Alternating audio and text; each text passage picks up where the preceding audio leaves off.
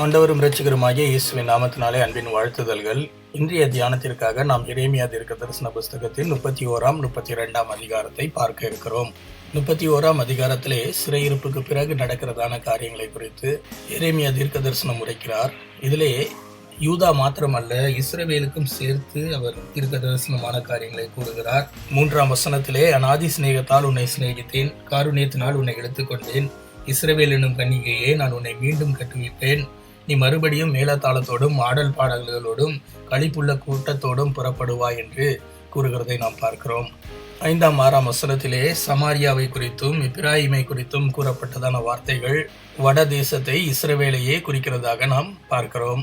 11 வசனத்திலே, கர்த்தர் யாக்கோபை மீட்டு அவனிலும் பலவானுடைய கைக்கு அவனை நீங்களாக்கி விடுகிறார் என்றும், சியோனிலே உச்சியிலே கெம்பீரித்து கர்த்தர் அருளும் ஆசீர்வாதங்களை அனுபவிப்பார்கள் என்றும் கூறப்பட்டிருப்பதை நாம் காண முடிகிறது. தொடர்ந்து உள்ள வசனங்களை வாசிக்கும் பொழுது கர்த்தர் எப்படியாக இஸ்ரவேலை திரும்பவும் கட்டுகிறார், அவர்களை எப்படியாக சேர்த்து கொள்கிறார் என்பதை நாம் அறிந்து கொள்ள முடியும். 20 வசனம், எப்பிராயிம் எனக்கு அருமையான குமாரன் அல்லவோ, எனக்கு பிரியமான பிள்ளை அல்லவோ, அவனுக்கு விரோதமாக பேசினது முதல் அவனை நினைத்து கொண்டே இருக்கிறேன், ஆகையால் அவனுக்காக என் உள்ளம் கொதிக்கிறது, அவனுக்கு உருக்கமாக இறங்குவேன் என்று கர்த்தர் கூறுகிறதை நாம் பார்க்கிறோம். 27 வசனம் முதல் வாசிக்கிற பொழுது கர்த்தர் சொல்லுகிறார், இஸ்ரவேல் குடும்பத்தையும் யூதா குடும்பத்தையும் மனுஷ வித்தினாலும் மிருக வித்தினாலும் விதைப்பேன், நான் பிடுங்கவும் இடிக்கவும் நிர்மூலமாக்கவும் அழிக்கவும் எப்படி அவர்கள் பேரில் நான் ஜாக்கிரதையாயிருந்தேனோ அதே போல இப்பொழுது அவர்களை நான் கட்டவும் நாட்டவும் அவர்கள் பேரிலே ஜாக்கிரதையாய் இருப்பேன் என்பதாக உரைக்கிறதை நாம் பார்க்கிறோம். 31 வசனத்திலே, இதோ நாட்கள் வரும், அப்பொழுது இஸ்ரவேல் குடும்பத்தோடும் யூதா குடும்பத்தோடும் ஒரு புது உடன்படிக்கையை நான் பண்ண போகிறேன் என்று சொல்லி ஆண்டவர் கூறுகிறதை நாம் வாசிக்க முடிகிறது. எப்படி எனில், அவர்கள் பிதாக்களோட நான் எகிப்திலிருந்து அழைத்து வந்த பொழுது ஒரு உடன்படிக்கை பண்ணினேன், அது வெளியரங்கமான உடன்படிக்கையாக காணப்பட்டது. இப்பொழுதோ நான் அவர்களுடைய உள்ளத்திலே என்னுடைய நியாய பிரமாணத்தை வைத்து அதை அவர்கள் இருதயத்திலே எழுதப் போகிறேன். நான் அவர்கள் தேவனாய் இருப்பேன், அவர்கள் எனக்கு ஜனமாய் இருப்பார்கள், அவர்கள் அக்கிரமங்களை எல்லாம் மன்னித்து நான் அவர்கள் பாவங்களை எண்ணாதிருப்பேன் என்று கர்த்தர் கூறுகிறதை நாம் பார்க்கிறோம்.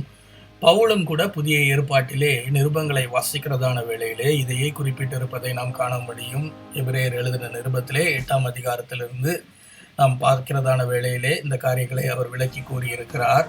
நமக்கும் தேவனுக்கும் உள்ள உறவும் கூட பரிசுத்த ஆவியானவரின் துணையோடு இருதயங்களிலே கிரியை செய்கிறதாக இருக்கிறது என்று நாம் அறிந்து கொள்கிறோம்.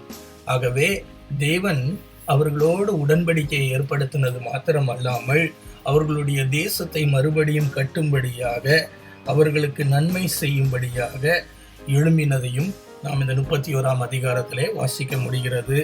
எரேமியா 32 அதிகாரம் நேபுகாத் நேச்சாரின் 18 வருஷத்துக்கு சரியான யூதா ராஜாவாகிய சிதேக்கியாவின் 10 வருஷத்திலே கர்த்தருடைய வார்த்தை எரேமியாவுக்கு உண்டாகிறது. பாபிலோன் ராஜாவின் சேனை எருசலேமை முற்றுகை போட்டிருக்கிறது. எரேமியா தீர்க்கதரிசியோ யூதா ராஜாவின் அரண்மனையில் உள்ள காவல் சாலையின் முத்தத்திலே அடைக்கப்பட்டிருக்கிறான். இதோ இந்த நகரத்தை பாபிலோன் ராஜாவின் கையிலே ஒப்புக் கொடுக்க போகிறேன், அவன் இதை பிடிக்கப் போகிறான் என்று கர்த்தர் அந்த நேரத்திலே எரேமியாவுக்கு வார்த்தையை கொடுக்கிறார். அப்பொழுது நேபுகாத் நேச்சார் சிதேக்கியாவை பிடித்து கொண்டு பாபிலோனுக்கு போவான், நான் அங்கே சிதேக்கியாவை சந்திக்கும் மட்டும் அவன் அங்கே சிறையிருப்பிலே காணப்படுவான் என்றும் ஆண்டவர் கூறுகிறதை நாம் பார்க்கிறோம். அது மாத்திரமல்ல, கர்த்தருடைய வார்த்தை எரேமியாவுக்கு உண்டாகி, உன் பெரிய தகப்பனாகிய சல்லூமின் குமாரன் அனாமியேல் உன்னிடத்திலே வருவான், ஆனதோத்திலே இருக்கிறதான என்னுடைய நிலத்தை வாங்கி கொள்வதற்கு உமக்கு மாத்திரமே சுதந்திர பாக்கியம் உண்டு, அதிகாரம் உண்டு, அதை நீர் மீட்டு கொள்ளும் என்பதாக கூறுவான்.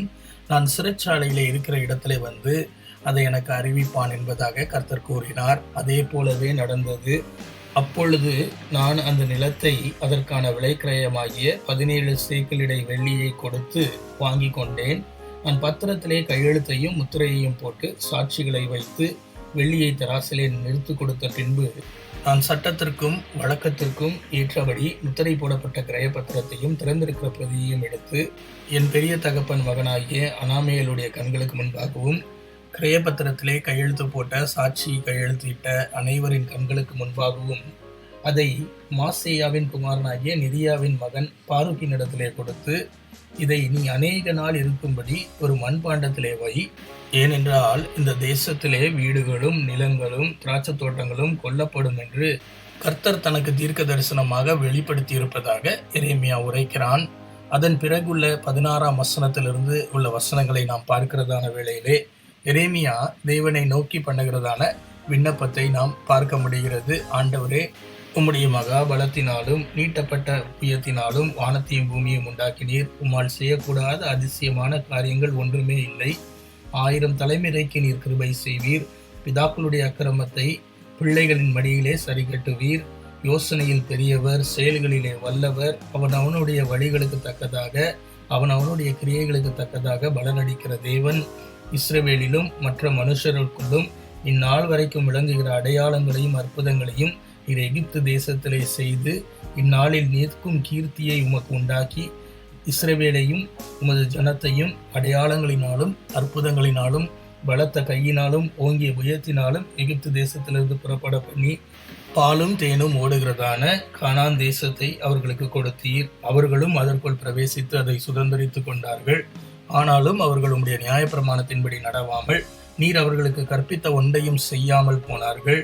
ஆதலால் இந்த தீங்கையெல்லாம் நீர் அவர்களுக்கு நேரிட பண்ணினீர்.